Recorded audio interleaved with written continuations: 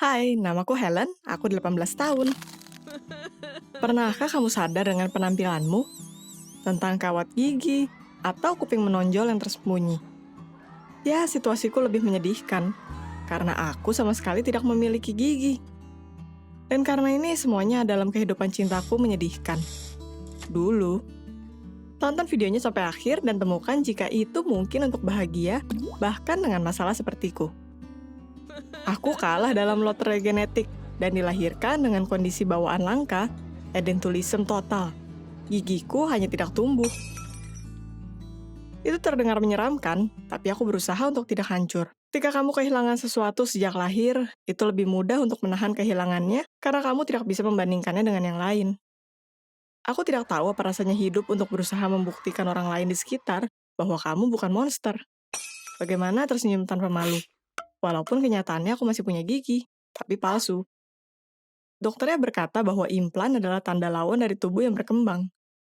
Jadi, sampai aku tumbuh total, aku harus mengenakan gigi palsu. Ya, aku tahu itu berat. Tapi aku hanya remaja normal. Aku baru saja lulus SMA dan pergi kuliah. Ini adalah pencapaian besar untukku. Keluarga aku percaya bahwa aku memiliki masa depan yang cerah. Aku berharap untuk memulai hidupku lagi. Di tempat di mana tidak ada yang tahu tentang masalahku. Menemukan teman baru dan akhirnya menemukan cinta pertamaku. Apa kamu sudah menemukan cinta pertamamu? Bagaimana itu terjadi? Atau kamu masih mencari? Aku berkuliah dengan harapan akan kehidupan yang lebih baik dan pertemanan yang menarik. Mungkin aku akan menemukan cintaku. Tapi aku memiliki gigi palsu denganku, yang sudah lusuh dan sangat tidak nyaman. Mereka harus sering diganti, terutama ketika kamu bertumbuh. Tapi proses ini lama dan mahal. Jadi sementara aku menunggu untuk gigi baru, aku harus puas dengan yang kumiliki. Aku memutuskan untuk tidak tinggal di ruang makan. Aku tidak ingin menarik perhatian padaku atau menjawab pertanyaan aneh. Jadi aku menghabiskan makan siang pertamaku saat kuliah di bawah tangga, di dekat ruang pembersih. Salah satu dari mereka melihatku di saat canggung ketika aku sedang melepaskan gigi palsuku. Awalnya itu memalukan, tapi dia tidak memperhatikannya. Oh iya, namanya Sam, dan dia sedang menjinakkan kucing lokal. Dia berjanji untuk memperlihatkannya suatu kali. Kesimpulannya itu bukan hari pertama yang buruk, tapi memiliki hanya satu pertemuan dengan tukang bersih-bersih tidaklah cukup. Jadi tetanggaku menunjukkan sebuah app kencan untuk mencari pria di sekitar. Aku memutuskan untuk menginstalnya sendiri. Pertemuan baru akan sangat berguna. Aku bisa berteman dengan seseorang dan mungkin lebih, jadi aku menggunakannya. Jika saja aku tahu akan akhirnya. Awalnya ada John, seorang pria baik yang keriting. Dia tidak bisa menemukan tempat lebih baik untuk berkencan selain tempat pizza. Itu bukan salahnya, dia tidak tahu aku spesial. Aku menolak pizza dan memilih milkshake. Lalu John memberikanku sebuah permen. Aku pikir itu adalah lollipop, tapi permennya keras dan menyangkut di gigiku. Sial, mulutku tidak bisa terbuka, dan lalu aku tidak bisa menjawab pertanyaan John. Aku bergumam dan berusaha untuk berlari ke kamar mandi. Dan dia berpikir aku memiliki stroke dan mulai menghubungi dokter. Aku tidak bisa membiarkannya dan berteriak, "Tidak!" Dan gigi atasku lepas. Jadi John langsung kabur.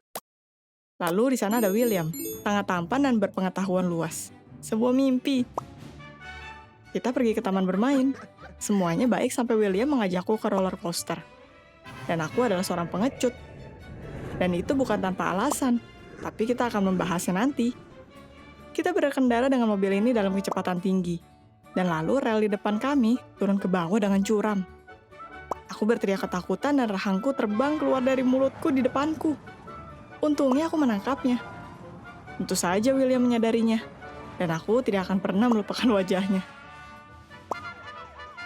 William pingsan melihatnya. Serius, dia hanya pingsan. Aku harus menghubungi ambulans dan mengantarnya ke rumah sakit. Di sana William mulai sadar.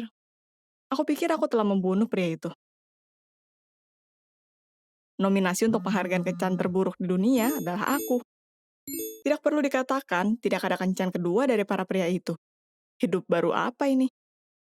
Ketika aku ke kampus keesokan harinya, aku langsung menyadari bahwa semua murid melihatku dan tertawa di belakangku. Itu seperti aku kembali ke sekolah. Dan lalu aku melihat John berdiri di jadwal. Sial, apa dia mempelajariku? Bagaimana aku bisa melakukan kesalahan? Aku terdiam seperti kematian. Tapi setelah seseorang berteriak, "Hei tanpa gigi, senyum!" Aku hancur dan berlari ke bawah tangga. Aku hanya menangis. Pernahkah kamu dipermalukan di depan umum? Bagaimana kamu mengatasinya? Aku menangis, aku terluka. Seolah itu salahku bahwa aku dilahirkan seperti ini. Aku pikir sekolah adalah hal terburuk yang bisa terjadi. Tapi tidak. Itu lebih buruk sekarang. Karena tidak ada siapapun di sini yang bisa memahamiku dan menenangkanku.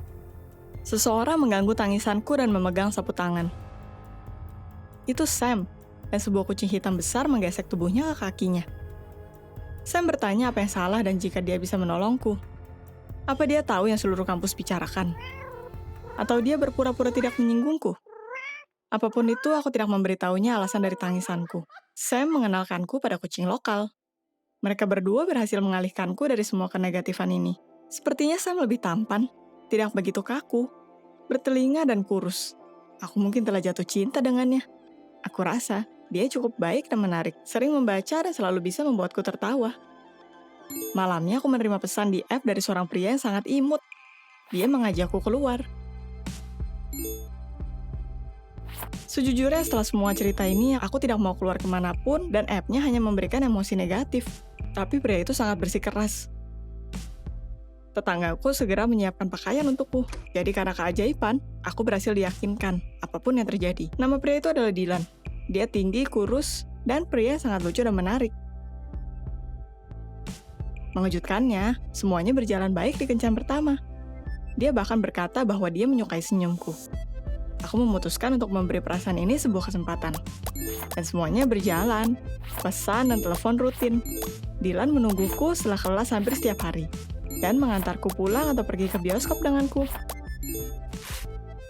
Kita sudah berkomunikasi dengan sangat dekat untuk 2 minggu.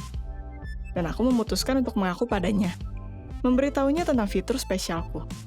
Dylan bereaksi tenang, bahkan memintaku menunjukkannya. Aku ragu untuk beberapa saat, berpikir bahwa ini akan menghancurkan semuanya. Tapi akhirnya dia masih bisa meyakinkanku. Lagi-lagi, seperti kencan pertama kami. Jadi aku melepas gigi palsuku dan menunjukkan padanya diriku yang sebenarnya. Dia berkata aku tidak perlu malu. Aku hampir menangis karena serangan emosi. Untuk beberapa tahun aku bertarung dengan penilaian, ejekan, dan akhirnya aku diterima apa adanya. Dan lalu dia menciumku. Aku mungkin tidak pernah sebahagia ini. Aku ingin mencubit diriku untuk melihat apa ini sungguhan. Semuanya sangat hebat. Tapi keesokan harinya, Dylan hilang. Aku menulisnya, lalu menghubunginya. Dia tidak menjawab. Aku tidak tahu harus berpikir apa. Aku berusaha untuk menghubunginya sepanjang akhir minggu. Tapi sepertinya dia menghilang. Apa dia sibuk atau sesuatu terjadi? Aku menjadi gila memikirkannya. Di hari Senin pagi ada keributan di kampus, selebaran bertebaran di mana-mana. Mereka menarik perhatian seluruh kampus. Mereka dilihat, dipotret, dan ditertawakan. Aku penasaran apa itu. Lalu aku melihat Dylan. Dan John ada dengannya juga. Apa mereka berteman? Tidak. Mereka menyadari kehadiranku dan menjelaskan semuanya tentangku. Ternyata John memberitahu Dylan tentang kencan kami. Dan Dylan tertarik. Ciuman dengan gadis tak bergigi tidaklah biasa. Dia hanya menggunakanku. Aku jijik dengan mereka dan dengan diriku. Dasar orang menyebalkan. Bagaimana aku mempercayainya? Dan lalu aku menyadari selebaran di tangan para pria itu yang mereka tertawakan dengan seluruh kampus. Aku ada di dalamnya, tersenyum dengan mulut tak bergigiku, sebuah mimpi buruk.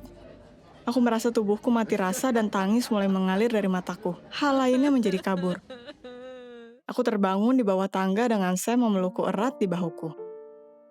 Dia berusaha untuk menenangkanku dan berkata bahwa mereka semua bodoh dan egois. Dia melihatku dengan cara yang tidak pernah dilakukan orang lain. Ternyata Sam menyukaiku sejak lama.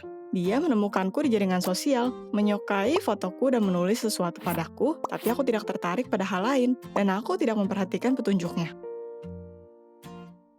Hari terburuk di hidupku menjadi yang paling bahagia. Karena aku akhirnya menemukan seseorang yang tidak peduli tentang penampilanku. Aku aku menemukan seseorang yang peduli padaku. Mungkin pertemuan ini sepadan dengan semua kekonyolan yang aku terima. Dan kamu bisa subscribe ke channel kami, jadi kamu tidak melewatkan